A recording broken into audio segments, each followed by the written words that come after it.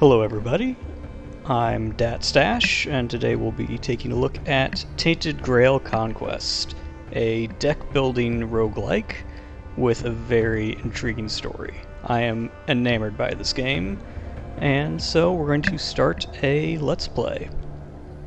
In the words of Christopher Odd, I would say let's set the vibe, which is lights out, headphones on, and jump into a story. Alright, so we'll get started in a new save slot and a new run. Character, we'll call ourselves DatStash.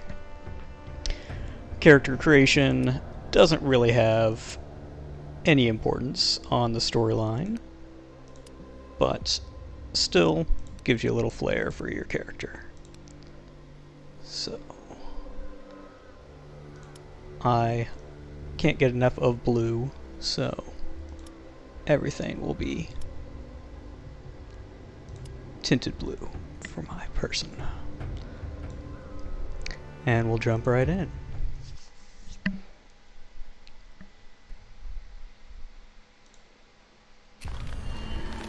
King Arthur promised us safety on these shores. Instead, we found stormy seas, rocks like shark teeth, and treacherous mists. Those few who managed to land will be set by hunger, cold, and nightmares born of weirdness. My people settled around a gnarled old statue. Though we did not understand its origin or purpose, the enemy seemed to avoid it. That was good enough. For a time. In the end, the winds of weirdness only grew stronger, and the statue failed to protect the settlement. There was fear, despair, and then nothingness, as reality melted around us.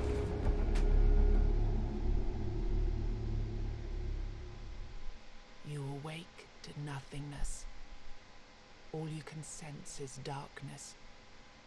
A dense mass of emptiness so total that even your thoughts disintegrate. Then you hear whistling. An eternity seems to pass before something materializes in the darkness with you. Something angry. Damn it, you weren't supposed to land here. Damn it all to hell. The creature pauses for a moment, clearly weighing up some options. He taps a finger against one of his horns. Now, listen, there's a lot to do and no time to waste. What can we try? Okay, so jumping right in. Let's ask who they are. You can speak, and yes, these are really great questions. No easy answers, though. Sorry to disappoint. Now, listen closely. Are you ready? Brace yourself, because what I'm going to tell you is rather important. You're gone. Your village is gone. Everything you've ever known is gone. Yes, everything and everyone, including your very own self, as I mentioned already. However, The creature taps two hooves together, marking a dramatic pause. there is a small chance, an infinitesimally tiny chance, really, to bring it all back. You were saved from death in order to keep your reality from falling apart. But, well, it's not going to be easy. First, we must ensure that you're in good enough condition to actually do anything. Which brings us to the problematic part. Your body. You squint down at your feet and hands in the darkness. They seem perfectly fine. Oh no. Oh, goodness me, no. That's just an illusion. I had to get you here somehow, didn't I? Otherwise you'd start talking about the afterlife and whatnot. And this my friend, is not an afterlife. This is a total mess. But let's see what we can do. Here, this little trick should get us started at least. Very nice introduction to your character choices. Now, obviously, at the start of the game, we have but one choice. The Weird Hunter. This character specializes in hitting lots of times. So, easy. Isn't strong enough to be picky about its vessel yet. Easy to pick up at the beginning. Now, we need to see whether my little trick actually worked. The goat weaves his fingers in an intricate series of gestures. With a final flourish, he conjures a terrifying creature into the emptiness. Aha, here we go. This is a powerful Avalonian warlock. But don't worry, he's not really here. Not in the truest sense. Your goal here is simple. Fight. Show me that you've got what it takes.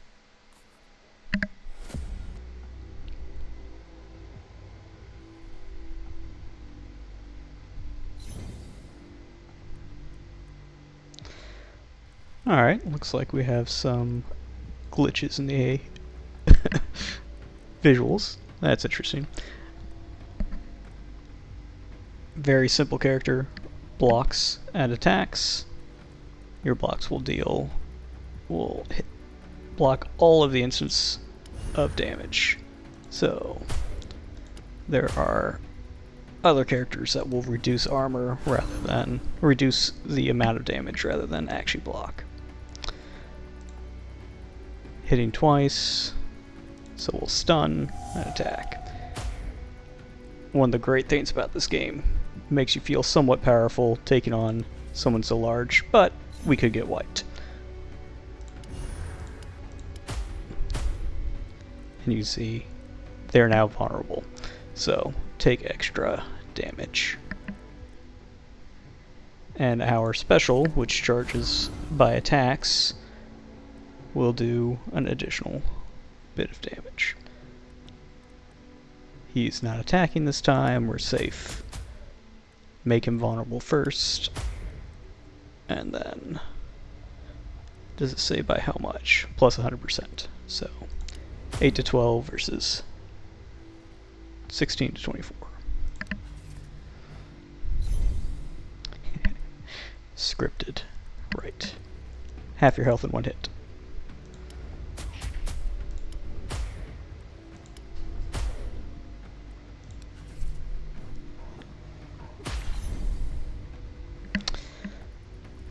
Recommending using health potion. We'll see how far we can get without actually using that.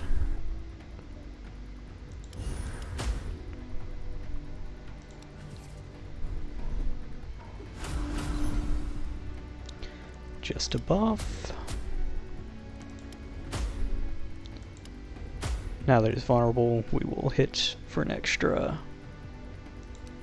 Is it 8120 or 160? Yeah, it looks like 8120.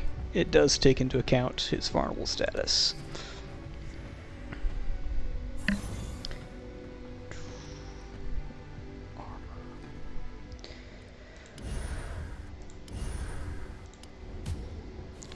Less damage, but reduces his armor, which he just buffed.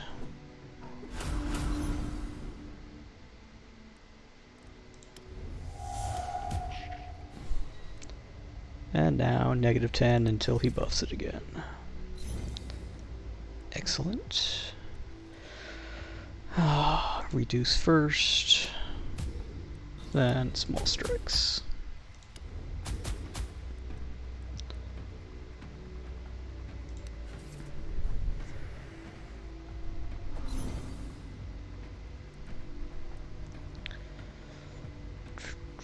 Well, let's see if we can knock out these little guys before we block. Excellent.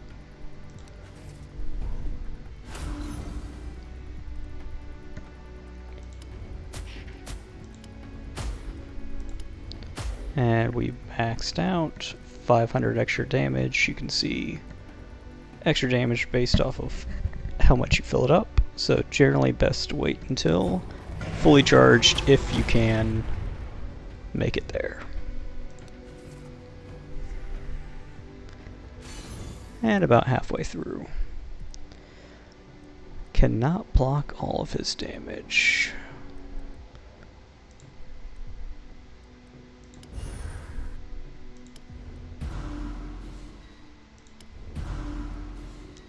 And still worth reducing his armor. Small strikes will not make it through the barrier, so you will not get the benefit. Okay. 9 to 13, 3 times. So that's more hits. Or more damage.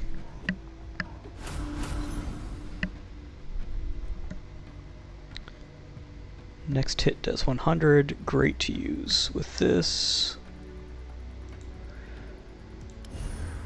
But I would rather reduce armor and get damage.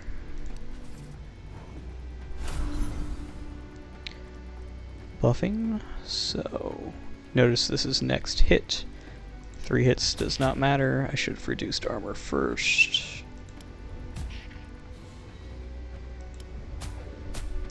The other benefit of small strike is quickly building up your wheel.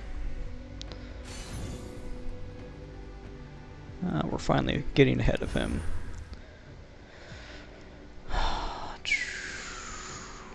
One hit to take out his shield, and then get all 3 hits to buff up. 4 hits. Not really worth the block anymore. We also cannot fully take out his... cannot maximize this yet. So we're just going to hopefully get it next turn with a small strike. 2 times 10 would kill me.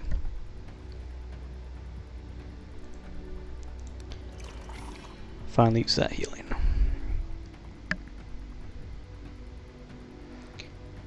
Overhead,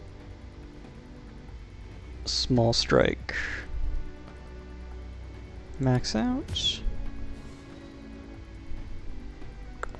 or still reduction.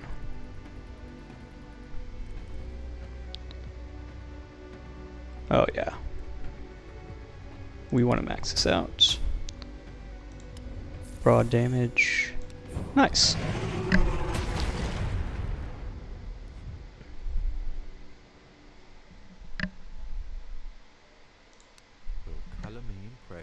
I didn't expect that. Have you been here before and I just didn't recognize you? Anyway, after that performance, I'll assume you don't need any more direction. So, I'll send you to your destination. Your main objective for now will be to push forwards, survive, kill the 4 Guardians. Then we'll talk. Yeah, let's get some more lore. Listen, it's been 4 years since humans landed on these shores. 4 years of strife, fear and hunger. At least that's what you tell yourselves. And 4 years of war you were destined to lose, because even the mightiest human wizards are no match for the Avalonians. Seeing your expression, it makes an impatient grimace, stepping from one foot to the other. The war you brought here? Well, it wasn't exactly going in your favour. But then that wizard, Merlin? Well, he had an idea. Your king, Arthur, he had another brilliant idea. Both stubborn mules, both playing with powers they didn't understand and were never meant to understand. Yeah, fair enough. That sounds pretty much like humans in general. And so we're here, in this corrupted reality, strung together with the last strand of somebody's goodwill. Alright. Where does that put us?